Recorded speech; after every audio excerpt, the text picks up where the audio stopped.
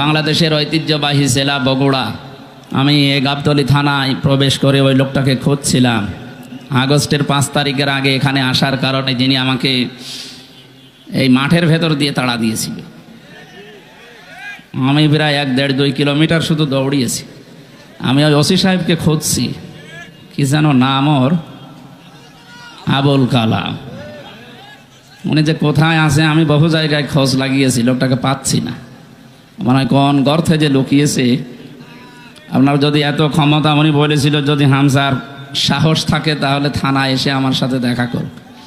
ওই সময় আমার পরিবেশ ছিল না। এখন আমি ওপেন বলছি, ওর কানে যদি এটা যায় সে যেন অন্তত আমার সাথে দেখা করে। সময় পাল্টিয়ে গেছে।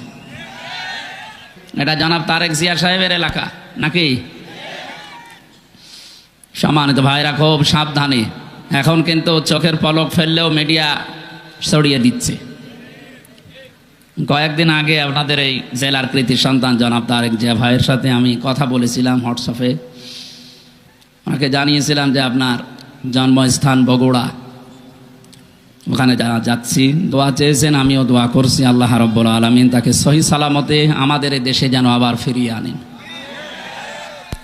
তো একটু সাবধানে থাকবে। 9টা দফা ছিল ছাত্র আন্দোলনের, এর ভেতরে অন্যতম দফা এই যে সংস্কার চাই আমরা। কি চাই বলেন বলেন? এদেশে 1628 জন মানুষ দায়িত্ব পালন করেছিল এই সিআরে, এই সিআর না, এরকম সিআরে। তার ভেতরে আপনার এই যে এখান থেকে এখন মনে হয় কোন জায়গায় যে আছে আবুল কালাম পর্যন্ত। আমরা চাই সংস্কার যখন আরম্ভ হয়েছে ডক্টর মোহাম্মদ ইউনূস খুব তাড়াতাড়ি যেন এই 1628টা সিআরে ওই জালেম এবং জালেমদের দোসর একটাও যেন না থাকে, সব পাল্টিয়ে ফেলে। পাল্টানো শুধু না, পাল্টিয়ে তাড়াতাড়ি করে নির্বাচন দিন। কারণ যে ষড়যন্ত্র বাইরে চলছে, আপনি জানেন কিছুদিন পরে আমেরিকায় নির্বাচন। যে লোকটা সামনে আসার চিন্তা ভাবনায় আছে, যদিও আমার মনে হচ্ছে পারবে না, এই ট্রাম্প, ও আবার এই জালেমার বন্ধু, যিনি পালিয়েছে তার বন্ধু। সেই হিসাবে উনি তো বিভিন্ন মোড়লদের কাছে তদবির করছে যে আমি নির্বাচিত সরকার ছিলাম, আমাকে উৎখাত করা হয়েছে। এটা যে দাহা মিথ্যা কথা, শয়তানও বিশ্বাস করে। আপনি যদি শয়তানকে এখন ডাক দিয়ে বলেন যে 15 বছরকে উনি নির্বাচিত ছিল, শয়তান পর্যন্ত বলবে না। কথা বলে না কেন? কুকুরকে যদি জিজ্ঞাসা করেন যে দেখো বলো এই যে 15.5 বছর দায়িত্বে ছিল ও কি নির্বাচিত, কুকুর ঘোড়ার মতো হাসবে, বলবে এ কি বলে, একটা কথা হইল। হ্যাঁ, নির্বাচনের আগে 154 জন হয়ে যায়, দিনের ভোট রাতে হয়ে যায়, ও আবার বলে যে আমি নির্বাচিত। ও আছে তাবাকুম, আল্লাহ বলেন আমি নির্বাচিত করি।